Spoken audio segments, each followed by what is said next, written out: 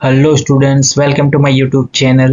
Today we are going to discuss about sine bar, mechanical measurement and metrology.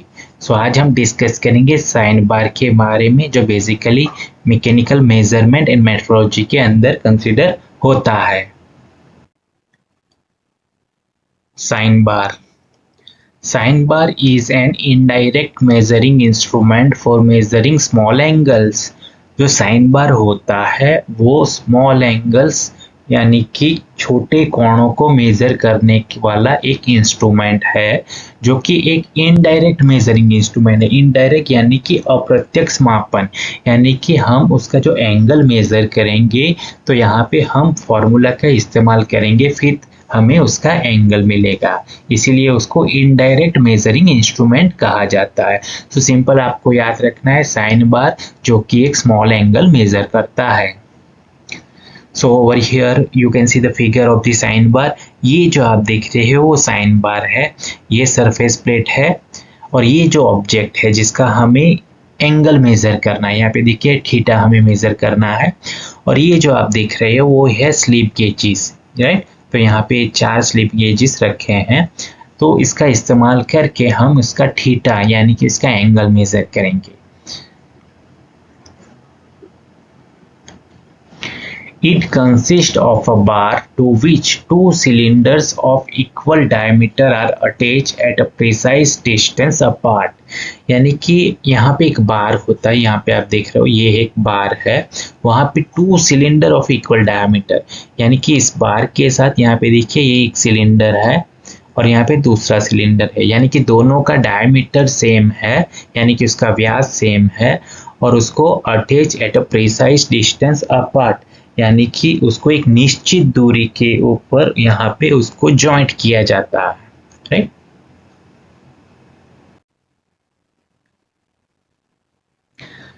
Some holes are often drilled in the body of the sine bar to reduce its weight and to facilitate handling।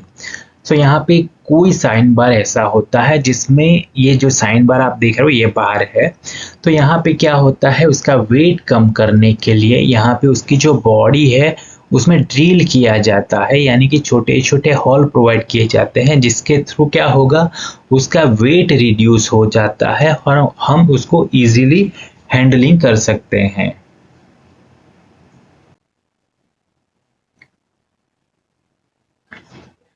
In using the sine bar for measuring the angle, job is placed on the bar and one end of the bar raised slowly till the top surface of the job becomes horizontal, checked by a dial gauge।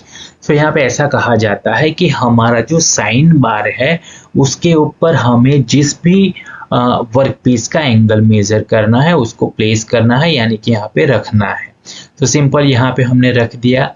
उसके बाद क्या कहा गया है कि उसका जो एक एंड यहाँ पे फिक्स रहेगा यानी कि जुड़ा हुआ रहेगा और दूसरा जो एंड है उसको हमें क्या करना है रेज स्लोली यानी कि ऊपर की तरफ उठाना है, यानी कि हम पहला स्लिप गेज यहाँ पे रखेंगे, फिर दूसरा, तीसरा, चौथा, यहाँ पे 4 स्लिप गेज रखे हैं।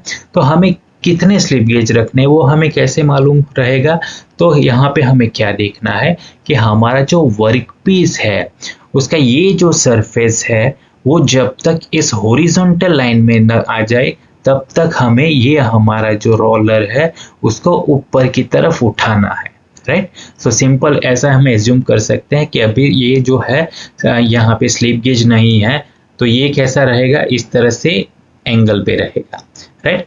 अगर हम यहाँ पे इसको ऊपर की तरफ उठाएंगे तो एक टाइम ऐसा आएगा कि ये जो हमारा सरफेस है वो हॉरिजॉन्टल हो जाएगा, तब तक हमें ये पोर्शन को ऊपर उठाना है। और ये हॉरिजॉन्टल हुआ वो हमें कैसे मालूम पड़ेगा, तो यहाँ पे लिखा है चेक्ड बाय डायल गेज, यानी कि यहाँ पे हम डायल गेज रख के ये जो सरफेस है वो हॉरिजॉन्टल है कि नहीं वो हम चेक करेंगे।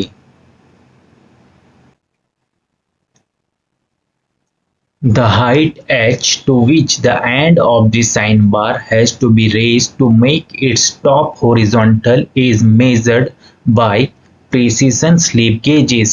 यानी कि ये जो हाइट h है उसको हमें मेजर करने के लिए हम क्या करेंगे यहाँ पे स्लिप गेज इंट्रोड्यूस करेंगे और उसको इट्स टॉप हॉरिजॉन्टल, यानी कि जब तक ये हॉरिजॉन्टल हो जाए तब तक हमें यहाँ पे स्लिप गेजेस रखना है, और स्लिप गेजेस के थ्रू हमें यहाँ पे कैपिटल एच यानी कि हाइट मिलेगा।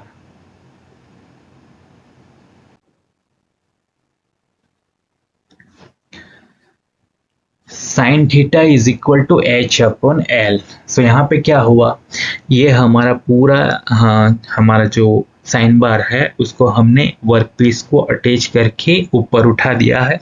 अब हमें यहाँ पे इसके थ्रू, यहाँ पे देखिए ये एच जो है, यानी कि ये हमारा हाइट है, वो यहाँ पे आप देख रहे हो एच। एल यानी कि साइन बार का डिस्टेंस, यानी कि जो दो रोलर यहाँ पे साइन बार के साथ अटैच किए हैं उनका डिस्टेंस रहेगा, वो हमारा एल रहेगा। और इसके बाद यहाँ पे क्या मिलेगा हमें, थीटा। तो यहाँ पे थीटा, राइट, हमें फाइंड क्या करना है, उसका एंगल फाइंड करना है। तो ये एच रहेगा और ये L. So sine theta is equal to capital H by L. इसके थ्रू हमें उसका एंगल मिल जाएगा। Another method of using the sine bar with the workpiece resting on the surface plate and the sine bar placed over it। और दूसरा method है जिसमें क्या होगा, साइन बार जो है, जो पहले क्या था, साइन बार के ऊपर वर्कपीस रखा था, अब यहाँ पे क्या कहा गया है, जो भी वर्कपीस होगा उसके ऊपर साइन बार को रेस्ट करना है। तो यहाँ पे आप देख सकते हो ये हमारा साइन बार था, पहले क्या था, एक एंड यहाँ पे नीचे की ओर जुड़ा हुआ था, लेकिन यहाँ पे वर्कपीस नीचे है। उस साइड में हमने क्या देखा कि वर्कपीस ऊपर था। सो यहाँ पे पहले देखिए हमारा ये सरफेस प्लेट है, वहाँ पे हमने वर्कपीस रख दिया। अब वर्कपीस के ऊपर, ये वर्कपीस का एंगल मेजर करना है, तो वर्कपीस के ऊपर हमने साइन बार को अटैच कर दिया, यानी कि रख दिया। उसके बाद क्या किया, यहाँ पे जितना स्लिप गेजेस हम रख सकते हैं रख दिया, और यहाँ पे यानी कि ये जो सरफेस है वो साइन बार के साथ कैसी होनी चाहिए, मैच होनी चाहिए, यानी कि परफेक्ट होनी चाहिए।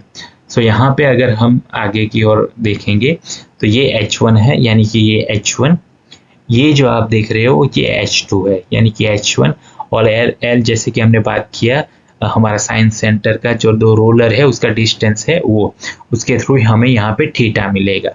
सो H1 फाइंड करना है with the help of slip gauges. उसके बाद ये जो है H2 मिलेगा, क्योंकि यहाँ पे वर्कपीस को नीचे रखा है और साइन बार को ऊपर रखा है।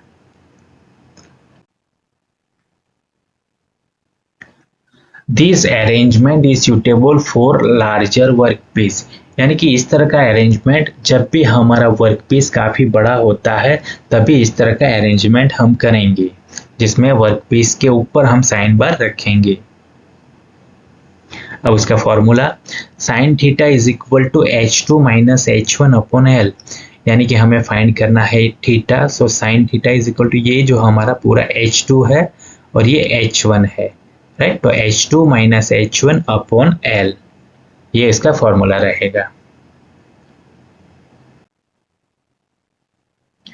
Sign bars are available with distance L is equal to 100 mm, 200 mm, 250 mm और 300 mm, यानी कि साइन बार में जैसे कि हमने L यानी कि साइन बार के जो दो रोलर थे उस दो रोलर का सेंटर का जो डिस्टेंस है उसको L कहा जाता है। सो बेसिकली इस तरह के साइन बार का जिसका लेंथ होगा 100, 200, 250 और 300 mm, इस तरह के साइन बार अवेलेबल है, यानी कि प्राप्त है।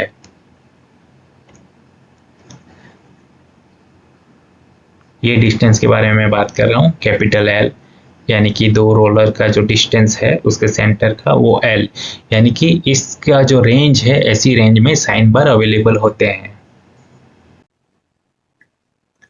Advantages of sine bar, sine bar is an easily available cheap instrument that can give reasonably accurate result, यानी कि साइन बार इजीली अवेलेबल है, यानी कि आसानी से उपलब्ध होता है। चीप इंस्ट्रूमेंट, यानी कि काफ़ी हद तक वो सस्ता उपकरण है। And that can give reasonably accurate result, यानी कि काफ़ी हद तक वह सटीक परिणाम दे सकता है। It can also be use for setting up of work piece to a desired angle, यानी कि हमें जो भी डिजायर्ड एंगल चाहिए तो उसी के ऊपर हम वर्कपीस को सेट करने के लिए भी इसका इस्तेमाल किया जाता है।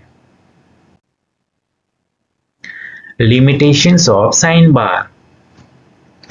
The application of the sign bar are however limited by the limited center distance.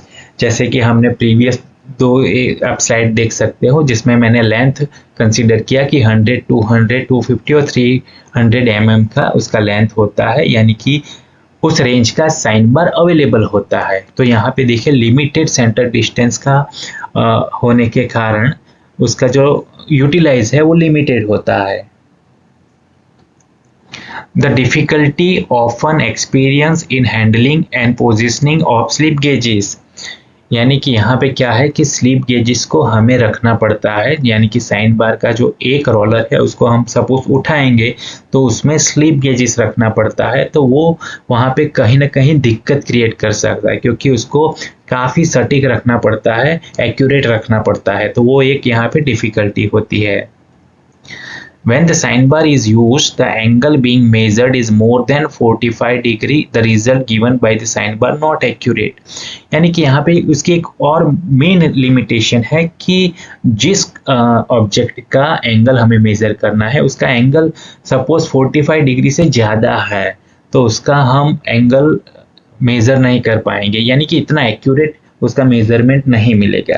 So basically हमें 45 डिग्री से कम का जो एंगल मेजर करना है इसके लिए साइन बार बेस्ट रहेगा।